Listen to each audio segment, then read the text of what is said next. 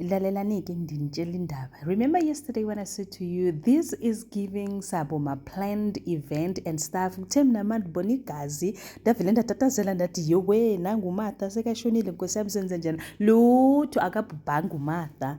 It was all planned like I thought. So manje the plan went in so smooth that uSiza lost everything. He ended up signing all the shares to Mr. Maya Jacksonville. So now uMartha stood up kanti bekafake i-bulletproof and then angazi uthi igazi balenze.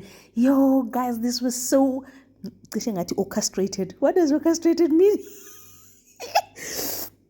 So yonke into ibeplanwe kahle uthe mahamba ke uSiza bese uMartha woke up and then they started celebration ukuthi no we actually made it. Then uJackson believed it ukuthi uMartha is dead and then bese kena uJackson is taking over the shares and then uSiza lost everything. Puppet yakhe lo mpoisa lo was called to come take through and then when he came then uSiza was taken to his room endlini yakhe and then wabona ke umngani wakhe and was like, you should have been here, I wouldn't be going through all this. Now uJackson has taken over everything that I have and it's all because of your fault. He's just losing it now.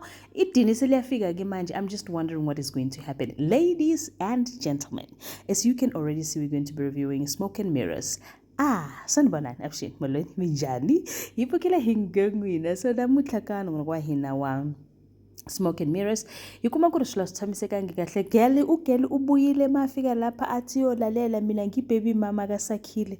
It was finished, it was mic'd down and I'm thinking why would you come and do this? uSakhile is having a beautiful family nangumuntu sekayafika athi hey mina boma DNA intontoni angizuzenza athi unkosikazi kaSakhile uzoyenza ke dali. Then Mr. Mayor utheke na unkosikazi kaSakhile should break a leg. I make sure the hotel is running smoothly because Umartha will not be here for into one, which means that she has extended her days. But they do not know what happened to Umartha. My problem is this pregnancy could be Sakhile's pregnancy, but now that she can't prove anything, dololo.